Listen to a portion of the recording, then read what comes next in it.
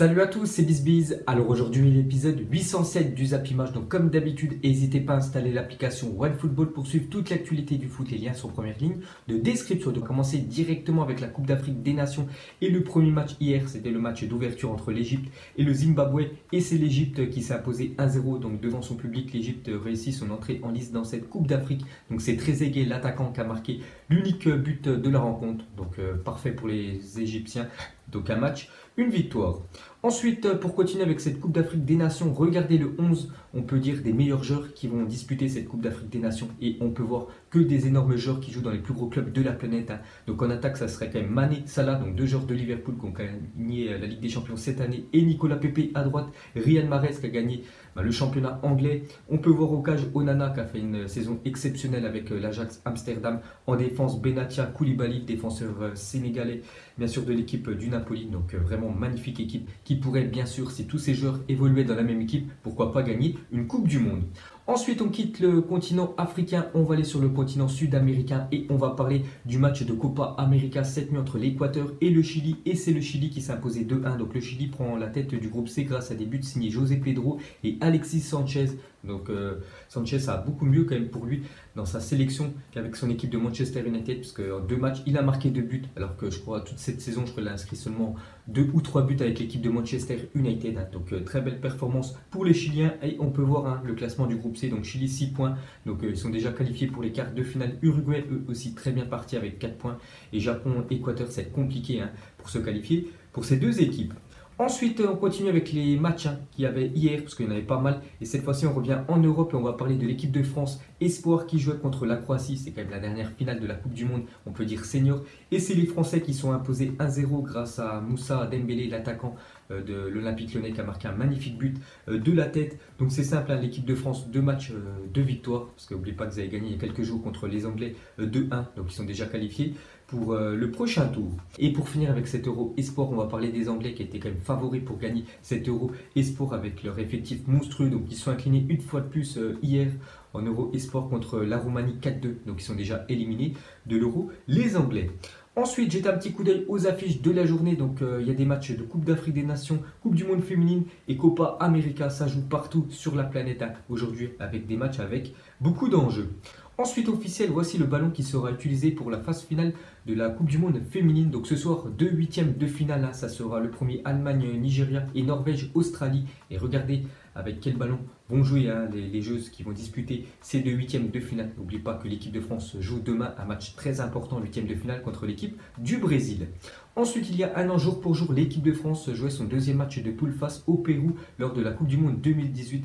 Match difficile, mais victoire 1-0 au bout. C'est le principal, bien évidemment, c'est la victoire. Et c'était Kylian Mbappé qui avait marqué un but. Je me souviens, c'était une frappe de Olivier Giroud détournée par le défenseur ou par le gardien. Et Mbappé avait suivi et l'avait mis au fond.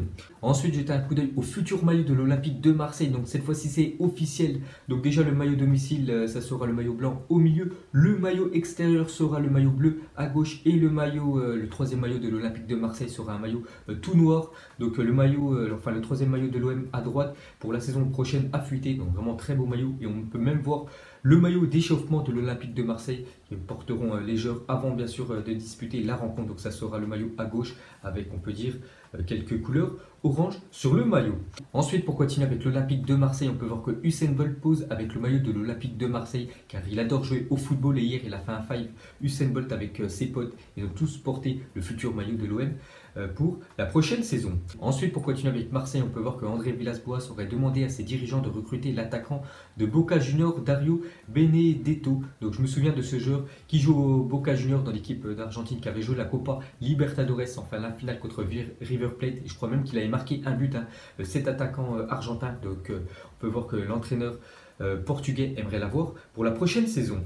Et pour finir avec l'Olympique de Marseille, on peut voir que Arsenal ciblerait Florian Thauvin, donc d'après le journal Sky Sport, donc estimé à 56 millions d'euros par le média anglais. L'Olympique de Marseille ne serait pas contre l'idée d'inclure des joueurs dans une potentielle transaction. Donc il pourrait quitter l'Olympique de Marseille quand même, Florian Thauvin, et aller du côté de Arsenal. Mais en échange, Arsenal enverrait un ou peut-être deux joueurs du côté de l'Olympique de Marseille. Donc affaire à suivre. Ensuite, on ouvre le feuilleton Neymar et regardez la une journal Mundo Deportivo. Aujourd'hui, c'est marqué les sociaux dit non à Neymar. Donc les sociaux, tout simplement, c'est les supporters du Barça. Donc une grande partie des votants, plus de 71%, ne veulent pas le revoir de nouveau au Camp Nou. Et De Ligt, le défenseur de l'Ajax, avec plus de 48% et la recrue la plus désirée, le Brésilien reçoit seulement 3% des votes en sa faveur. Donc il y a eu plusieurs sondages qui ont été faits dans ce journal Mundo Deportivo. Donc déjà plus de 71% ne veulent pas revoir Neymar du côté du Barça. Et la recrue qu'espèrent vraiment les fans du Barça, ce serait De Ligt, le défenseur de l'Ajax. Ensuite, pour continuer avec Neymar, donc une autre mauvaise nouvelle pour lui. Donc déjà mauvaise nouvelle, la première c'est que les supporters du Barça ne le veulent pas pour la prochaine saison. Et la deuxième c'est que réclamant environ 16 millions d'euros d'impôts non payés à Neymar, le fisc brésilien aurait, selon la presse locale, décidé de geler 36 des propriétés immobilières du joueur. Donc il a quand même 36 villas quand même, Neymar du côté du Brésil, et les 36 ont été gelées, donc c'est-à-dire qu'il ne peut plus habiter dedans parce qu'il doit plus de 16 millions d'euros au fisc brésilien. Et pour finir avec lui, on peut voir que ce matin, il a rendu visite à la sélection brésilienne, donc il a l'air d'aller bien avec sa blessure. N'oubliez pas qu'il est blessé pendant 4 semaines, Neymar, donc on peut le voir avec Dani Alves, avec le sélectionneur Tite. Donc Neymar n'a toujours pas fait de déclaration concernant quand même son avenir.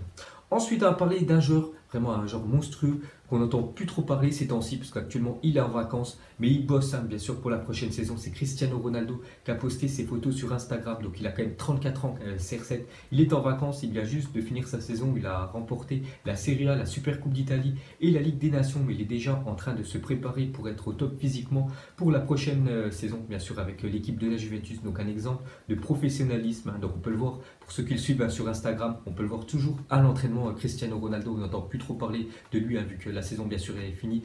Il n'y a pas de rumeur de transfert, il devrait quitter quand même la Juventus l'année prochaine, mais actuellement il est au boulot pour préparer la saison prochaine avec la Juve. Et pour finir avec lui, il a quand même marqué plus de buts en Ligue des Champions que 463 des 511 clubs ayant déjà participé à la compétition monstrueuse. C'est vrai que Cristiano Ronaldo à lui seul, c'est plus de 130 buts en Ligue des Champions. Il a inscrit plus de buts que 463 équipes qui ont disputé quand même la Champions League sur 511 équipes en tout. C'est quand même monstrueux ces stats pour CR7. Ensuite, voici le probable maillot d'échauffement du Real Madrid pour la prochaine saison. Donc c'est quand même un maillot, on peut dire, en version militaire. Donc ça sera le maillot que porteront les joueurs du Real Madrid avant la rencontre. Ensuite, officiel, Luis Muriel quitte Séville et signe à l'Atalanta Bergame qui jouera l'année prochaine en Ligue des Champions. L'Atalanta Bergame, équipe qui est arrivée 4e cette année en Serie A. Donc on peut voir qu'ils ont une nouvelle recrue, ça sera Luis Muriel. Ensuite, à parler de Gianluca devrait rejoindre l'Olympique Lyonnais la semaine prochaine. Le transfert est estimé à 8 millions d'euros. Le milieu défensif brésilien de 20 ans appartient à Flamengo mais a été prêté à Santos cette saison. Donc on a une petite info sur l'Olympique Lyonnais. Il devrait acheter un milieu défensif brésilien que je ne connais pas du tout. Donc c'est Gianluca. Et on peut voir que Jorge Sampaoli, l'ancien entraîneur lors de la Coupe du Monde de l'équipe de l'Argentine, est contrarié du transfert de Gianluca à l'Olympique Lyonnais à tel point qu'il a dû écourter ses vacances pour rentrer au club et se réunir avec ses dirigeants. L'entraîneur argentin adore le milieu brésilien et le considère comme un futur grand. Donc voilà, quel joueur et quel profil de joueur devrait arriver du côté de l'Olympique Lyonnais. Un futur très grand joueur, milieu défensif. Donc Gianluca, que je ne connais pas du tout, devrait arriver la semaine prochaine du côté de Lyon. Et ça fait chier, on peut dire, l'ancien sélectionneur argentin. Ensuite, une déclaration de Morientes, ancien attaquant de l'AS Monaco et aussi bien sûr de l'équipe du Real Madrid, sur Eden Hazard. Il a dit: si la question est de remplacer Ronaldo par Hazard, la réponse est que personne ne peut remplacer CR7. C'est très compliqué de trouver un joueur qui plante plus de 40 buts chaque année. Et bien sûr, Hazard, c'est compliqué de faire oublier bien sûr la légende Cristiano Ronaldo. Ensuite, on va parler de Marcos Llorente. Donc, on a parlé il y a quelques jours. Il a quitté le Real Madrid pour aller du côté de l'Atlético de Madrid pour un transfert aux alentours des 40 millions d'euros, parce que c'était un joueur que désirait plus Zinedine Zidane. Donc, on peut voir que l'Atlético a mis une clause libératoire sur ce joueur. Donc, elle s'élève à plus de 120 millions d'euros. Ensuite, on va parler de Fernando Torres hier qui a mis un terme à sa carrière de footballeur professionnel. Donc, il a 35 ans, Torres. Donc, regardez quand même ses stats. Donc, en tout, c'est 706 matchs, 252 buts, 73 passes décisives. Il a gagné 2 fois l'Europa League, une fois la Ligue des Champions, une FA Cup, 2 euros avec l'Espagne, une Coupe du Monde 2010. Donc, palmarès impressionnant pour la star espagnole qui met un terme à sa carrière de footballeur professionnel. Ensuite, pour la première fois de son histoire, la division 1 féminine va porter un naming. Donc un naming, c'est comme la Ligue 1 Conforama en fait. Donc dès la saison prochaine, donc durée de contrat 3 ans, ça va s'appeler Arkema. Voilà la prochaine division 1 féminine française. Donc une petite info sur le football féminin. Ensuite, Ferland Mendy et Kimpembe dans les équipes de jeunes du Paris Saint-Germain. Donc 15 ans plus tard, Mendy joue au Real Madrid et Kimpembe est champion du monde et joue bien sûr dans l'équipe du Paris Saint-Germain. Donc on peut voir que Ferland Mendy a été formé du côté du Paris Saint-Germain, parce qu'on peut voir Mendy et Kimpembe il y a 15 ans plus tôt dans la même équipe. Ensuite en 2015, Parme est relégué en Série D, donc 4ème division italienne. Tous les joueurs quittent le club sauf Lucarelli qui décide de rester et qui promet de ramener Parme en Serie A. Après 3 montées d'affilée, Lucarelli prend sa retraite juste après la montée en Serie A. Respect. Donc c'est vrai qu'il y a 4 ans, ils avaient descendu quand même en 4ème division italienne et chaque année qu'on suivit, à chaque fois ils ont monté. Et cette année, l'année dernière, ils ont réussi à monter, ils ont réussi à se maintenir cette année. Et ce joueur a réussi à faire l'exploit de faire 3 montées d'affilée. Il a pris sa retraite en début de saison, donc vraiment respect à Lucarelli. Ensuite, une déclaration de Franck Ribéry. Il a dit: mon avenir, je ne sais pas encore. Je veux jouer encore 2 saisons. L'argent, je l'aurai partout, mais il y a aussi le challenge. Je suis dans une décision importante. Je dois aussi penser à ma femme et mes 5 enfants. N'oubliez pas qu'il va quitter l'équipe du Bayern Munich. Et lui veut encore jouer dans un top club. Voilà ce qu'a dit Franck Ribéry. Il pense aussi à sa femme et à ses enfants. Donc dès que j'en sais plus sur sa future destination, je vous le dirai. Et pour finir ce Zap Image, une question très simple: lequel ferait le plus de bien au FC Barcelone pour la prochaine saison? Donc tout simplement plus une question, on peut dire, pour les supporters du Barça. Donc entre ces deux joueurs, lequel voudriez-vous voir dans l'équipe du FC Barcelone la prochaine saison? Donc soit Antoine Griezmann, soit Neymar, le retour du joueur brésilien. Vous mettrez tout ça en commentaire. Donc voilà les gars, la fin de Zap Image 807. Donc si ça vous a plu, un petit like et je vous ferai l'épisode 808 demain. Donc moi je vous laisse et je vous dis à la prochaine comme d'habitude. Ciao à tous. Donc on l'a maquillé avec tes mensonges. Et que son âme est moche, plus qu'à la maquiller avec tes mensonges. Je sais pas ce qui se passe dans ma tête. Parfois, je voudrais sauver la terre. Parfois, je voudrais la voir brûler. Ça va pas trop, je roule un terre. Trop de haine pour 9 mètres carrés. Tristesse, faut pas.